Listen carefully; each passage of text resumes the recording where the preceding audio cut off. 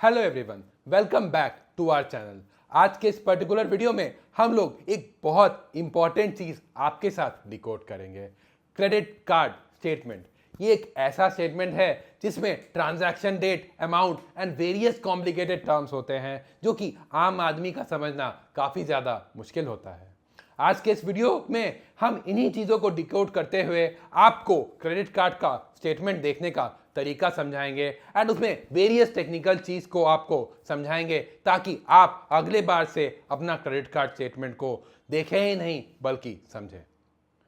Video को start करने से पहले मैं ये रिक्वेस्ट करूंगा कि अगर आप इस पर्टिकुलर चैनल पर नए हैं तो इस चैनल को जरूर सब्सक्राइब करें एंड अपने फ्रेंड्स एंड फैमिलीज के साथ जरूर शेयर करें ताकि आपके साथ अपने फ्रेंड्स एंड फैमिलीज की भी फाइनेंशियल नॉलेज अपग्रेड हो सके। हेलो एवरीवन, मैं देवांशु रॉय इन्वेस्टमेंट सॉल्यूशन से आज आपके लिए क्रेडिट कार्ड स्टेटमेंट को डिकोड करने आया हूं। तो चलिए आज का वीडियो हम लोग शुरू करते हैं।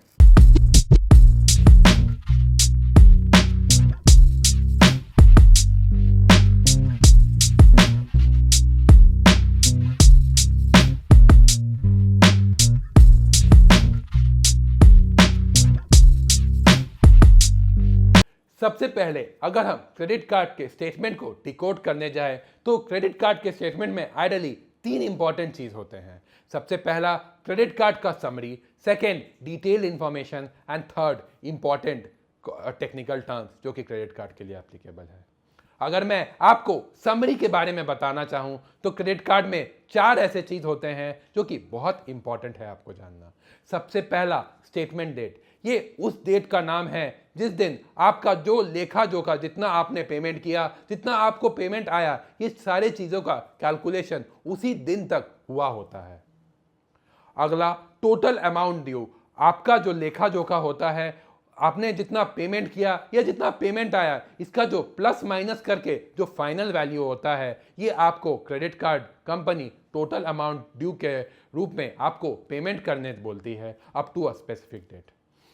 थर्ड, मिनिमम अमाउंट ड्यू, इस पर्टिकुलर अमाउंट को देते ही आपका जो टोटल लेट फी चार्जेस है वो वेव ऑफ होता है। बट मैं आपको एकदम रिक्वेस्ट करूंगा कि कभी भी आप अपने क्रेडिट कार्ड का मिनिमम अमाउंट ड्यू ना दे बल्कि टोटल अमाउंट दे। ये इसलिए मैं आपको बोलूंगा क्योंकि अगर आपने मिनिमम अमाउंट ड्यू दिया तो ये जो total amount due minus minimum amount due पे जो इंटरेस्ट लगता है वो काफी ज्यादा लगता है जो कि आपके जेब पे काफी ज्यादा भारी पड़ सकता है। अपार्ट फ्रॉम दैट आपको पेमेंट ड्यू डेट के बारे में भी जानना चाहिए क्योंकि इस डेट के अंदर तक आपको अपना पूरा बिल सेटल कर देना पड़ता है क्रेडिट कार्ड कंपनी के साथ। अगर आपने इस डेट तक अपनी पेमेंट नहीं दी तो क्रेडिट कार्ड कंपनी आपका सिबिल स्कोर गिरा देती है एंड अपार्ट फ्रॉम दैट आपका जो अमाउंट है उस पे अप टू 36% तक का इंटरेस्ट लगा देती है। दोस्तों, जैसे आपको क्रेडिट कार्ड की स्टेटमेंट समझना जरूरी है वैसे आपको अपने इन्वेस्टमेंट एंड इंश्योरेंस की प्लानिंग करना भी जरूरी है।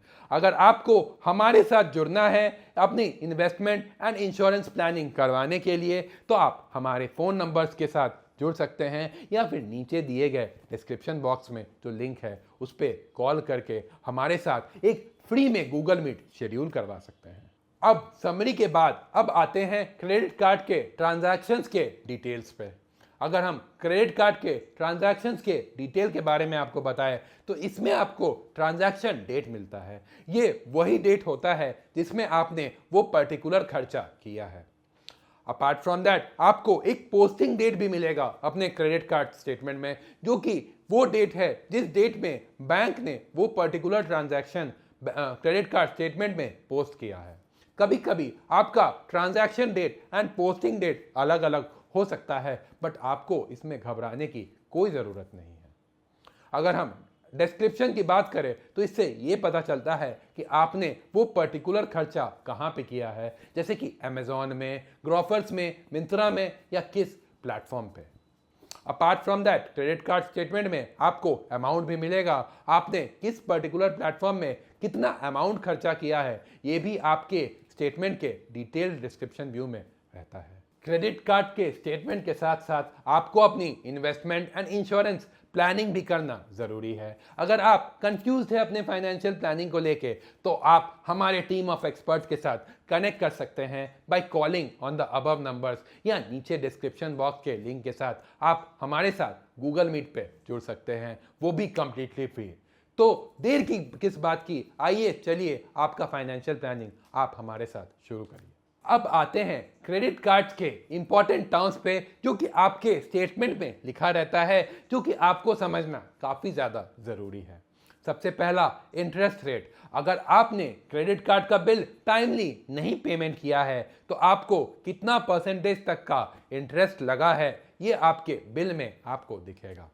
Apart from that, reward summary भी लिखा रहता है। बहुत समय बहुत क्रेडिट कार्ड कुछ अच्छा कैशबैक या रिवॉर्ड पॉइंट्स भी ऑफर करते हैं, क्योंकि आज के डेट में कंपटीशन काफ़ी ज़्यादा बढ़ चुका है क्रेडिट कार्ड्स में। तो इसीलिए इन रिवार्ड समरी का लेखा जोखा आपको एक पर्टिकुलर कॉर्नर में दिखेगा अपने स्टेटमेंट के। अगर मैं क्रेडिट लिमिट की बात करूं, ये आइडियली वो लिमिट होता है जो कि बैंक्स आपको असाइन करती है कि up to that particular limit आप अपने क्रेडिट कार्ड को स्वाइप कर सकते हैं। अगर हम अवेलेबल क्रेडिट की बात करें तो जो भी आपका क्रेडिट लिमिट है माइनस जितना आपने यूज कर लिया है, जो इसका माइनस होता है या सब्सट्रैक्ट करने के बाद जो वैल्यू आता है, ये आपका अवेलेबल लिमिट होता है कि इस लिमिट तक आप अपना क्रेडिट कार्ड का यूजेज अभी भी कर सकते हैं। फाइनली जाते जाते मैं आपको ये बोलना चाहूँगा कि अगर आपको ये पर्टिकुलर वीडियो अच्छा लगा तो इस वीडियो को ज़रूर लाइक करें एंड अपने फ्रेंड्स एंड फैमिलीज के साथ ज़रूर शेयर करें। अगर आपको अपनी फाइनेंशियल नॉलेज अपग्रेड करवानी है तो हमारे साथ ज़रूर संपर्क करें एंड इस चैनल को ज़रूर सब्सक्राइब करें। तब तक के लिए bye and stay financially active. Thank you.